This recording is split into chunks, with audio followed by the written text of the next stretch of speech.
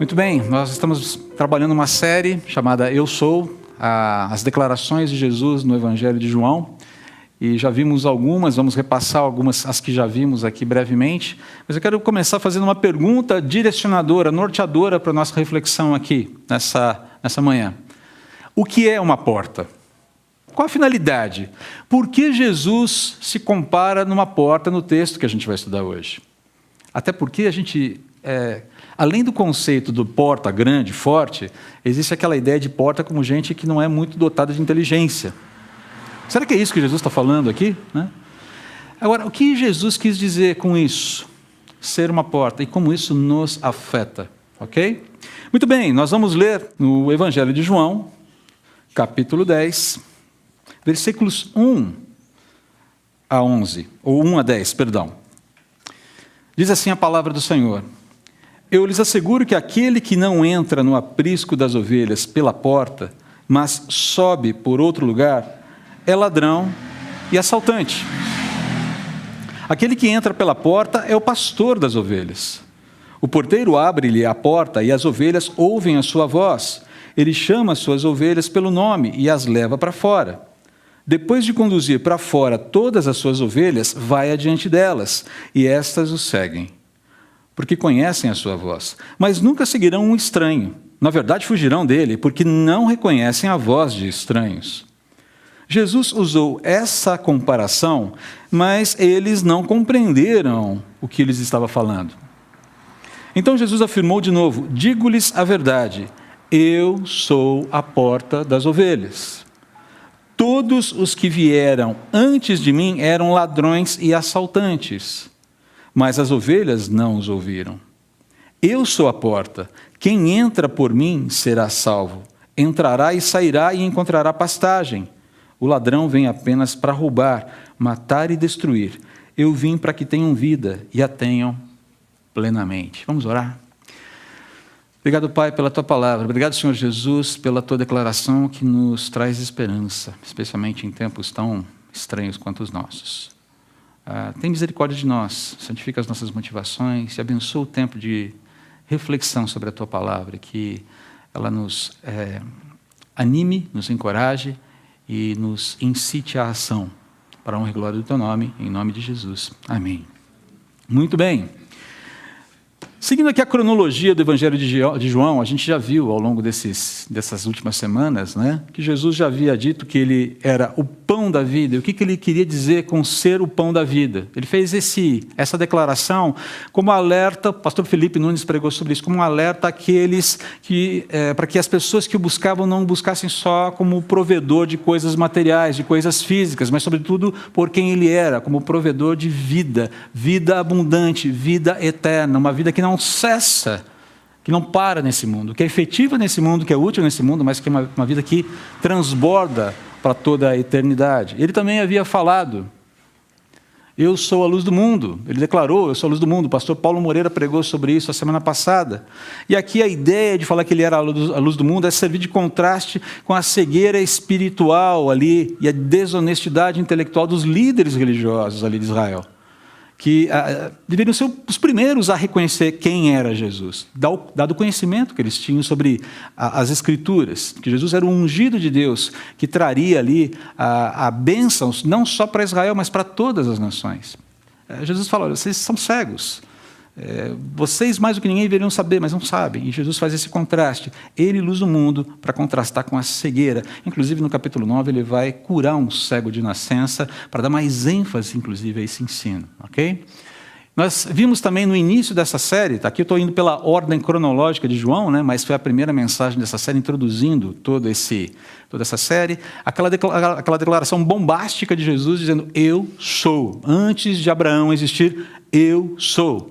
E novamente aqui você tem Jesus afirmando aqui com essa declaração a sua origem divina, a sua autoridade, inclusive a sua superioridade a Abraão, aqueles mesmos líderes que achavam que por serem descendentes de Abraão já tinham a sua eternidade, a sua realidade espiritual assegurada. Jesus falando: não tem nada a ver uma coisa com outra. Lembra que Jesus, em certo momento, fala assim: Deus pode suscitar dessas pedras descendentes a Abraão. Vocês não estão entendendo a questão. A vida com Deus, a paz com Deus, a caminhada com Deus não se dá por hereditariedade. É uma questão de adoção. Vocês foram o povo escolhido, mas isso não significa que vocês vão para o céu. Há aqui uma disputa muito interessante. Jesus está falando, eu sou superior a Abraão, me deem ouvidos. Basicamente é isso que está em jogo aqui. Mas com essas declarações, Jesus tem em mente algo muito simples. O que ele está querendo fazer? Reivindicar a sua divindade, a sua autoridade sobre toda a criação, dando testemunho da verdade. Inclusive, esse é o papo que ele vai ter, por exemplo, em João capítulo 18, quando ele fala com Pilatos. Eu vim para dar testemunho da verdade. Aqueles que são da verdade me ouvem a minha voz. E aí a gente tem aquela perguntinha marota, sapeca de Pilatos na sequência. O que é a verdade? Talvez a pergunta não seja essa. A pergunta seria, quem é a verdade? A gente vai chegar lá.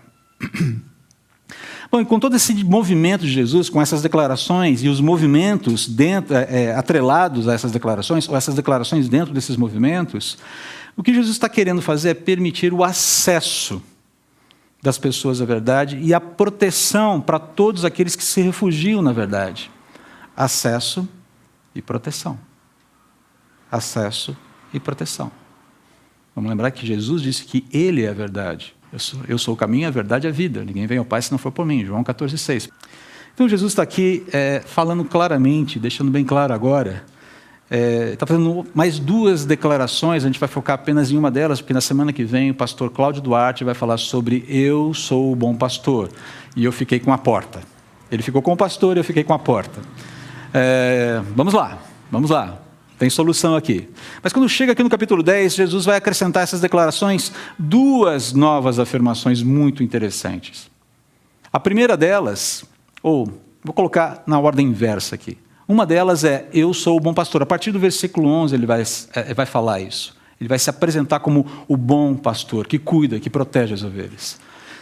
E essa é uma declaração muito impactante, muito importante na Bíblia. A gente vê essa ideia do pastoreio de Deus o tempo todo nas Escrituras. Você vai para o Antigo Testamento, você vê isso o tempo todo acontecendo ali.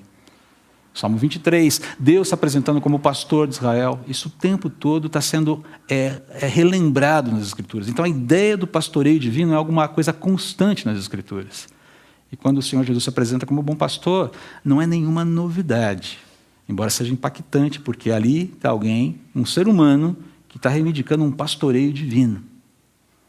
Mas tem essa outra afirmação curiosa de Jesus aqui. Eu sou a porta. E aí a gente começa a falar, tá bom, ok, Jesus é a porta. Curioso, o que ele quer dizer com isso? Então a pergunta volta àquela pergunta inicial. O que Jesus quis dizer com eu sou a porta? E eu já dei essa resposta para vocês nesse preâmbulo que eu dei aqui. Não sei se você prestou atenção, mas o que Jesus quis dizer é que Ele é acesso e proteção. Jesus é acesso e proteção. A pergunta talvez que surja aqui agora é acesso ao quê? Ou a quê? Proteção de quê? Qual é o problema? O problema é disrupção. André, você com essas palavras chatas, novas, que a gente não entende. Não, essa palavra vem do inglês, disruption. Mas o que é legal é que essa palavra ela combina o sentido de outras duas palavras, ruptura e perturbação. O problema é ruptura, o problema é perturbação, que surgiu lá depois da queda. E eu quero chamar a sua atenção para o texto que fala sobre esse trauma da perda do jardim, da perda do contato, da perda do relacionamento com Deus.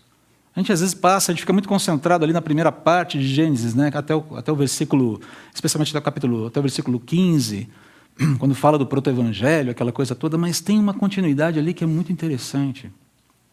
Fala assim a palavra do Senhor, está exibida aí na sua projeção. Adão deu à sua mulher o nome de Eva. Se você não sabia de onde tinha surgido o nome de Eva, está aqui. Está no capítulo 3, a partir do versículo 20. Pois ela seria a mãe de toda a humanidade. E o Senhor Deus fez roupas de peles de animais para Adão e sua mulher. Vamos lembrar que teve que haver derramamento de sangue, o sacrifício logo depois do pecado do primeiro casal. Então o Senhor Deus disse, vejam, agora os seres humanos se tornaram semelhantes a nós, pois conhecem o bem e o mal. Se eles tomarem do fruto da árvore da vida e dele comerem, viverão para sempre. Para impedir que isso acontecesse, o Senhor Deus os expulsou do jardim do Éden. E Adão passou a cultivar a terra da qual tinha sido formado. Depois de expulsá-los, colocou querubins a leste do jardim do Éden e uma espada flamejante que se movia de um lado para o outro, a fim de guardar o caminho até a árvore da vida. Disrupção, ruptura, perturbação no relacionamento com Deus, expulsão do jardim e exposição agora a um mundo hostil. Você tem ideia, você consegue imaginar como foi difícil para o primeiro casal enfrentar esse trauma? Eu não faço a menor ideia. Você tem ideia em casa?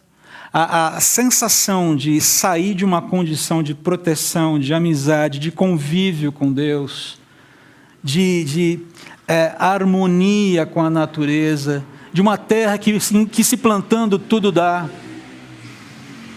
de amizade com os animais. Mas a amizade com os animais, o problema vai acontecer só depois de Noé. Ok, mas mesmo assim já começa a haver rupturas. Agora Adão vai ter que lutar contra a terra para que ela dê o sustento para ele. Começa a haver, inclusive, animosidades entre homens e mulheres.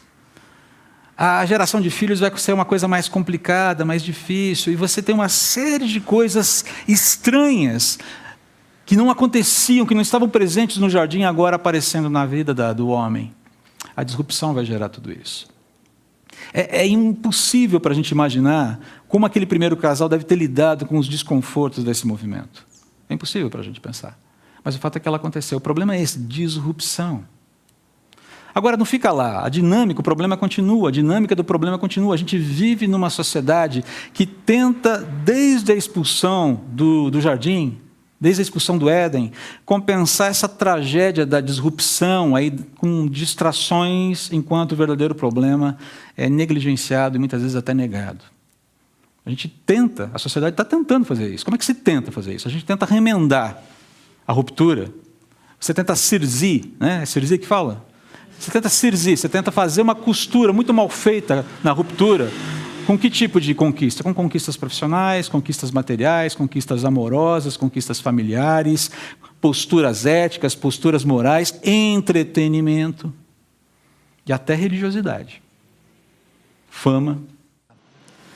O que vai resolver nossa ansiedade é o nosso diálogo com Deus, tratar das nossas inquietações com Deus, e não a quantidade de endorfina que eu vou liberar no meu organismo para me sentir melhor.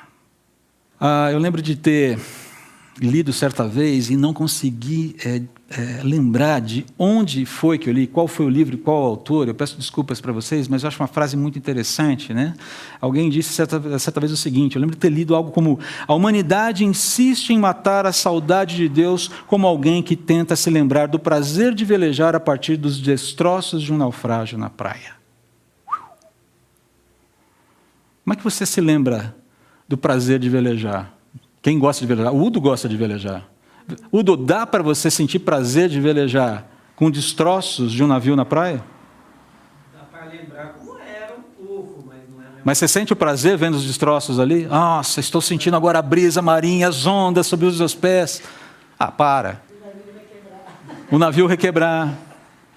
É gostoso estar com gente aqui, porque as interações vão acontecendo, vocês não estão ouvindo, então eu vou tentar repetir para... né? Mas o fato é que não dá. Tem alguma coisa faltando. O principal está faltando. Enquanto a gente nega o problema, não há como resolvê-lo verdadeiramente. Essa é a questão aqui. E o maior problema da humanidade, creia, não é pandemia, não é economia, não é desemprego e não é fome. Não estou dizendo que essas coisas não são problemas. Mas elas não são o maior problema da humanidade. O grande problema do homem é essa desconexão, essa disrupção com Deus e tudo que isso acarreta. Tudo que isso acarreta. Agora, note que apesar desse mundo de distrações, né, com essa quantidade de distrações que está tentando aí resolver o nosso problema, o problema permanece. Blaise Pascal, matemático, físico e teólogo cristão, ele disse certa vez o seguinte: no coração do homem há um vazio do tamanho de Deus. E esse é o grande problema. Você não consegue fechar esse vazio com outra coisa que não seja o próprio Deus. Simplesmente porque não dá para pôr outra coisa que não o próprio Deus aqui. Agora, por que Blaise Pascal afirmou isso? E aí a gente começa a voltar para aquilo que Jesus falou sobre acesso e proteção. Porque, basicamente, queridos, há duas demandas essenciais que todo ser humano tem: o senso de pertencimento e o desejo de preservação pela vida. Senso de pertencimento e o desejo de preservação da vida. Todos nós queremos nos sentir parte de. Todos nós desejamos ter a nossa vida protegida, continuada, estendida, não é verdade? Ninguém gosta de viver no isolamento. Dizem que certa vez um jornalista chegou para Gilbert Keith Chesterton, um outro autor que eu gosto de mencionar aqui de vez em quando, e perguntou para ele: que livro você levaria para uma ilha deserta? Chesterton parou, pensou: já sei, Guia Prático de Construção de Navios. Faz todo sentido, não faz sentido? Por quê? Porque por mais paradisíaca seja a ilha, por mais bonita ela seja, por mais que a água seja cristalina, azul berilo, a ilha pode ser paradisíaca, gente. O lugar pode ser maravilhoso, mas ficar sozinho lá não dá. Não dá. Não dá para ficar preso e sozinho ali. Você quer voltar para aquilo que eu quero me pertencer a algo. Lembram do filme O Náufrago? É aquilo lá. Eu não desisto. E é tão complicado esse negócio de ficar sozinho que você cria um personagem para falar com você. Uma bola de vôlei vira um amigo. A situação é complicada. Essa ideia do pertencimento. Assista esse filme, o filme é excelente e toca em questões que são muito próprias para a gente aqui. Como a música Sentimento afirma, somente Jesus é capaz de solucionar essa ruptura, essa disrupção, essa saudade. O Nelson e o Sérgio falam de saudade, é a mesma coisa, a disrupção, a ruptura, essa saudade de estar com quem mais importa estar numa situação ideal, perfeita. E só a presença, somente Jesus consegue satisfazer essas demandas essenciais da nossa alma, essa ideia de pertencer, de pertencimento e proteção, de nos sentirmos acolhidos, de nos vermos acolhidos e nos vermos protegidos. Agora, perceba que, voltando para o texto de João 10, Jesus começa o capítulo, ele começa aquele discurso lançando o leitor, lançando seus interlocutores ali, num contexto imediato de hostilidade. Ele já começa falando assim: quem entra pelo muro, quem salta o muro é o quê? Bandido, é gente mal intencionada. Agora ele está falando ele está apresentando esse contexto imediatamente, de hostilidade imediata, e ao mesmo tempo ele está se colocando como aquele que se opõe a essa hostilidade. Como aquele que se coloca entre o bandido e aqueles que precisam ser protegidos, o rebanho. Só para a gente entender um pouquinho a imagem que provavelmente se fez ou se formou quando Jesus usava essa parábola ali para o seu público, o curral naquela época deveria ser um lugar não muito grande, talvez menor um pouco que essa sala, talvez um pouco do tamanho dessa sala aqui, não muito maior, circular ou quadrado, retangular, feito de pedras, muros não muito altos. Talvez essa foto que você vê, ela se assemelhe um pouquinho a essa constituição rústica do curral do primeiro século. Feito de pedras, ou um muro feito de barro, com uma altura não muito elevada e provavelmente com trepadeiras cobrindo, para dar uma espécie de cobertura vegetal, para não ficar muito abafado e ao mesmo tempo proteger durante a noite, até mesmo de alguns animais. E havia só uma abertura, apenas uma abertura. O que acontecia é que, quando o rebanho estava todo instalado ali dentro, esse curral ele era guardado na sua porta pelo vigia, ou pelo ajudante, ou pelo próprio pastor. Ele se deitava na porta. E ele se colocava entre o mundo exterior e o rebanho guardado lá dentro. Ou seja, para mexer com o rebanho tem que passar pelo pastor. Qualquer sujeito mal intencionado teria que passar pelo pastor para chegar no rebanho. A entrada, aquela era a única possibilidade de acesso ao local de segurança. Ninguém poderia chegar ali se não fosse por aquele acesso. É nesse sentido, portanto, que Jesus afirma ser a porta. Ele é tanto aquele que satisfaz a minha, a sua ânsia por pertencimento.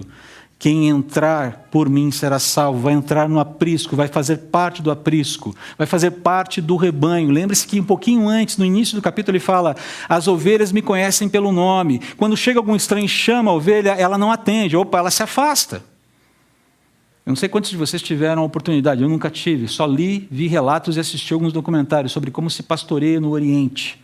É diferente da forma de pastorear no Ocidente. No Ocidente, todo mundo quer um border collie, né? Até quem não cuida de ovelhas quer um border collie. É aquele cachorro mais inteligente, lindo, maravilhoso. Eu amaria ter um, embora não tenha ovelha alguma, ovelha animal. Ovelhas... Bom, você entendeu. Não é stand-up, mas de vez em quando sai uma piadinha sem graça, mas sai, né? Mas o fato é que eles não pastoreavam com animais. Eles pastoreavam com a ajuda de outras pessoas ou sozinhos. E era muito comum que nesses currais houvesse mais de um rebanho, mais de um rebanho rebanhos de diversos pastores, guardados ali juntos. E quando o pastor chegava e falava, e começava a pronunciar ovelhas, ovelhas, ou pelo nome, talvez tenha o nome de uma, de um nome de outra, as ovelhas, ouvindo o som da voz do pastor, já se aproximavam dele. É pelo som da voz que a ovelha sabe quem é o pastor. Lembro de ter lido um comentário certa vez de um pastor, de um teólogo que viveu no Oriente Médio, na Palestina. Ele fala: é interessantíssimo você olhar nas ruas ali próximas de Jerusalém, alguns pastores caminhando com seus rebanhos ao lado das estradas, os carros passando, e elas atentas à voz do pastor.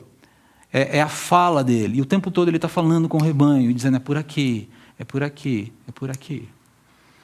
Elas estão juntas com ele, elas reconhecem o seu líder, elas reconhecem aquele que cuida delas.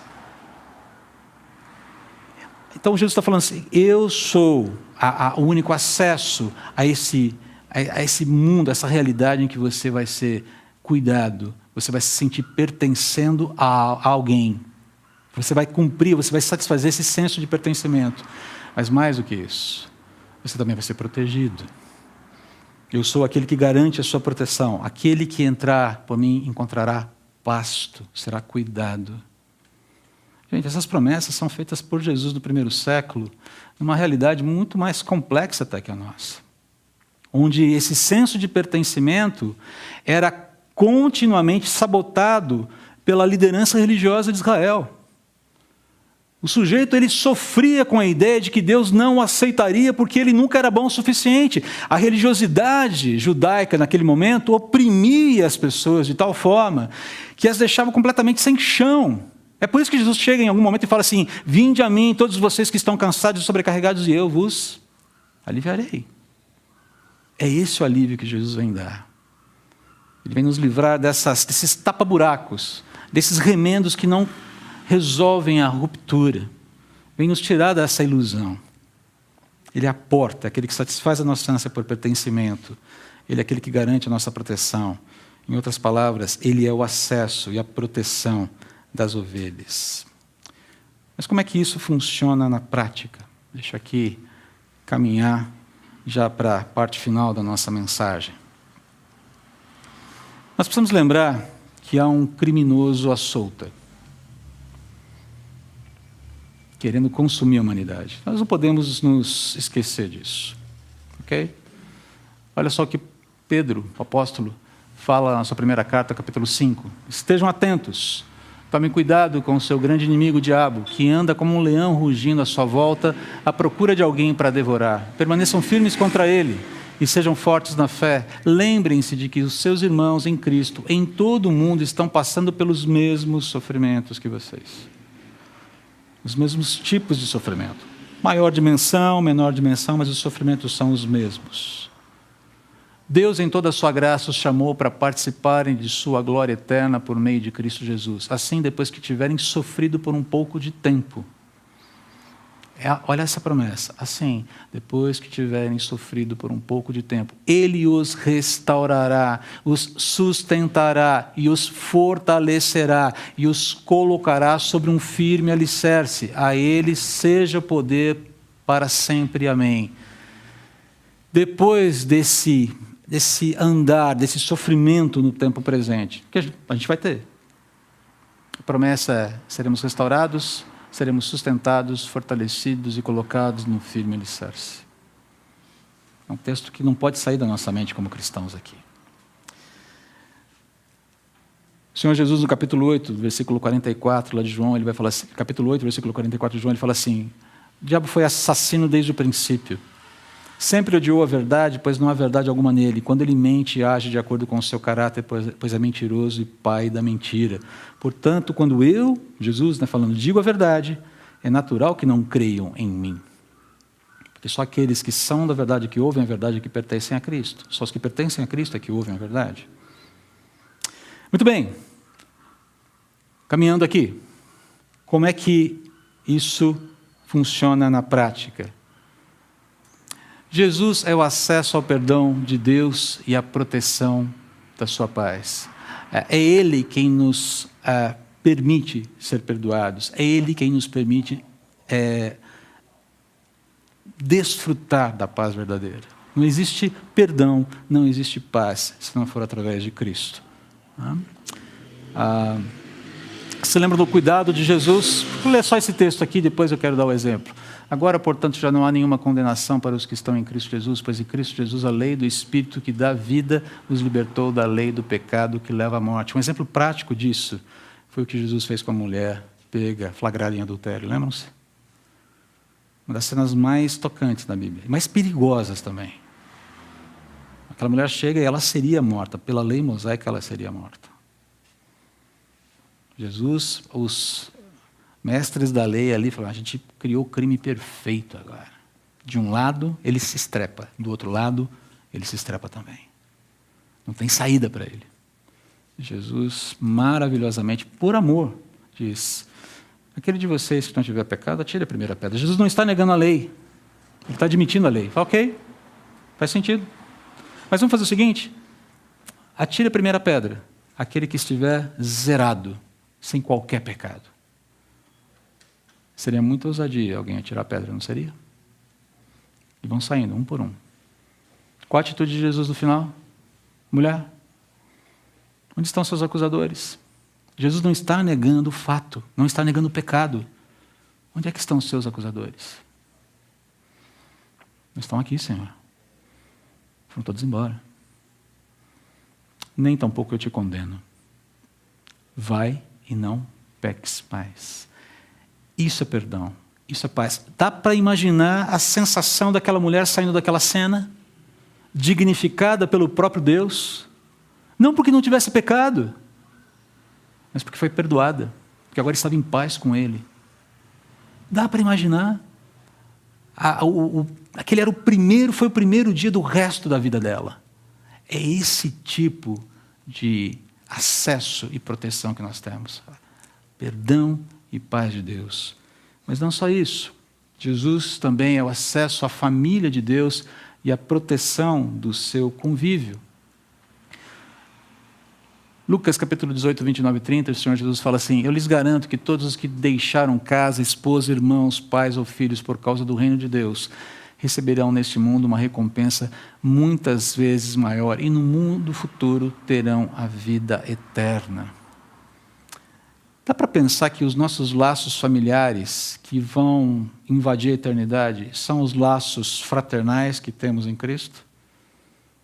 Na eternidade, por mais que eu ame a minha esposa não será minha esposa, mas ela será minha irmã em Cristo apenas. Ai, que peninha. Calma. Espera chegar lá para reclamar. Ou nem reclame.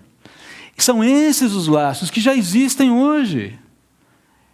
São laços que vão transcender a história, vão invadir a eternidade, superando a história. A certidão de casamento vai ficar para trás, Mas o selo do Espírito que me une à minha hoje esposa e irmã em Cristo vai ser tão pleno, tão absoluto como os vínculos que eu tenho com o próprio Senhor Jesus e os vínculos que eu tenho com todos os meus irmãos que estão aqui. Essa é a família de Deus. E aí você começa a entender por que é tão importante a gente se ver de vez em quando, não é verdade? Ontem isso aqui foi uma festa. Fizemos um drive-thru de entregas de lembrancinhas para o Dia das Mães. Várias mães estiveram aqui, eu vi as fotos depois. Elaine chegou em casa saltitante. Nossa, foi muito legal. Teve gente que veio, passou, pegou o presente, tirou foto, sorriu, chorou, aquela coisa toda. A gente precisa disso. Senso de pertencimento. Por mais que nesse momento precisemos nos restringir, vai haver um momento em que a gente vai ter que sair para demonstrar amor, porque amor não se vive, amor não se desfruta sozinho em casa. Esse pastor irresponsável que quebra. Não, não é isso. Eu estou dizendo que a vida cristã, ela não é vivida no isolamento. Não dá para você viver numa ilha paradisíaca sozinha sendo cristão. Esqueça, não funciona. Pega o guia de construção de navios, pega esse guia, construa as convicções que você e eu precisamos ter para enfrentar o medo, para superar o medo e seguir em frente numa época difícil. Está difícil para todo mundo, não está? É a chamada do livro de Ruth, a escola bíblica dominical. Está difícil, não está? Mas o livro de Ruth pode ensinar, a gente está ensinando como a gente aprende. Já fiz propaganda, inclusive, da escola bíblica dominical, não perca. Hoje tivemos uma aula maravilhosa com a professora Liliane. Mas não é só isso. Jesus é o acesso ao descanso de Deus e à segurança da ressurreição. Um descanso que já pode ser desfrutado hoje com uma certeza, com uma convicção do que vem pela frente. Então, Jesus disse, aquele episódio, aquela situação, a referência está errada aqui, tá? João capítulo 11. Então, Jesus disse, eu sou a ressurreição e a vida, quem crê em mim viverá mesmo depois de morrer. Quem vive e crê em mim jamais morrerá. Eu peço licença aqui para compartilhar com vocês um dos momentos mais que combinam ternura, esperança, apesar da sua dor que nós vivemos, né? Em tempos como esse. Essa semana nós tivemos a partida da nossa querida irmã Claudine. E não dá para negar que foi um momento triste. Quem esteve lá no velório da Claudine, ali no cemitério de Congonhas, sabe que foi um momento difícil para todos nós, especialmente para a família. Mas o que é mais interessante é ver que, apesar da tristeza, depois que nós compartilhamos rapidamente a palavra, alguém sugeriu, vamos cantar uma música? Nós cantamos só um refrão dessa música. E, se eu não me engano, eu esqueci o nome da música agora, mas mas eu bem sei, eu sei, que o meu futuro está nas mãos do meu Senhor que vive está. A gente cantou. Porque Ele vive, começou, obrigado, Ruth. Porque Ele vive, posso crer no amanhã. Porque Ele vive, temor não há. Pois eu bem sei, eu sei, que a minha vida, o meu futuro, está nas mãos do meu Jesus, que vivo está. Sentimos falta, sentimos saudades? Claro. Como foi falado lá, é um momento de choro, é um momento de luto, é um momento de tristeza, é um momento de perda, é um momento de coração apertado, mas não jamais foi, jamais será um momento de desesperança. Jamais.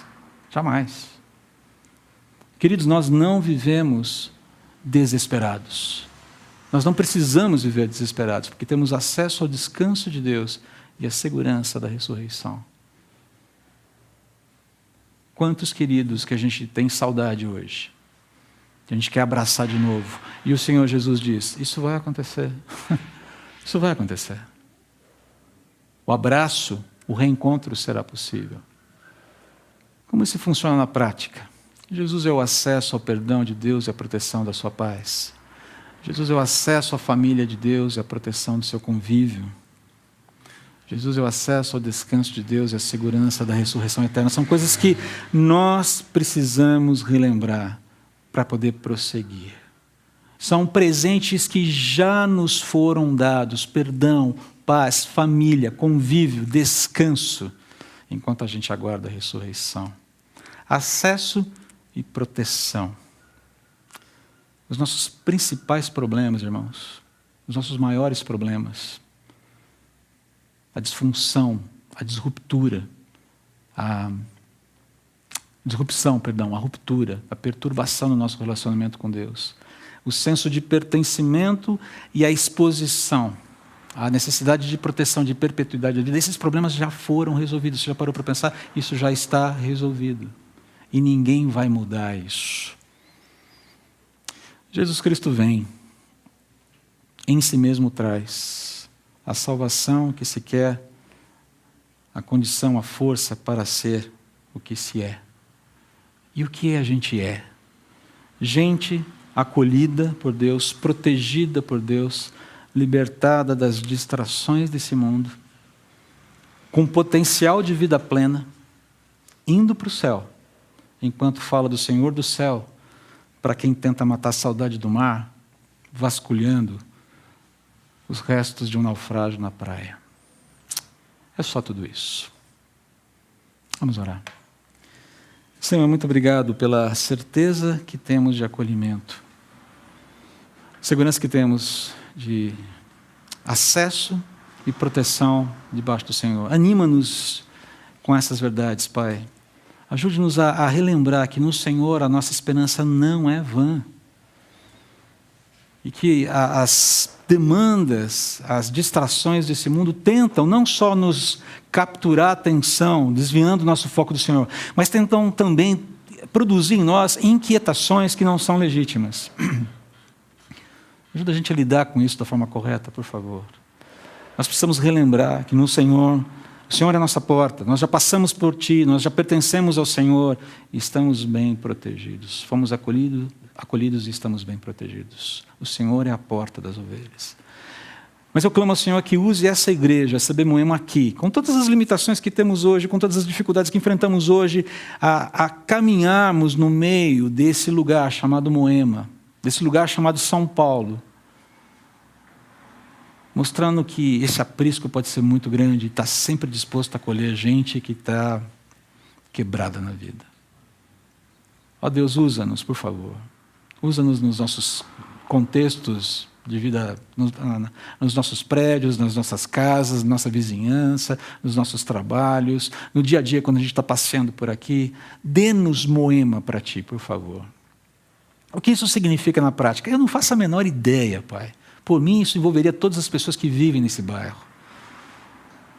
Mas eu sei de uma coisa: o Senhor não nos colocou aqui por acaso, o Senhor quer que a gente caminhe nesses pastos aqui, nessas sendas de Moema, glorificando o Senhor. Mas ajude-nos a lembrar que já temos paz, já temos perdão, já temos família, já temos convívio, já temos descanso e temos a garantia da ressurreição, e que esses problemas são os grandes problemas que todo homem precisa ter resolvido em sua vida. Ajude-nos a compartilhar isso, em nome de Jesus. Amém. Deus abençoe vocês.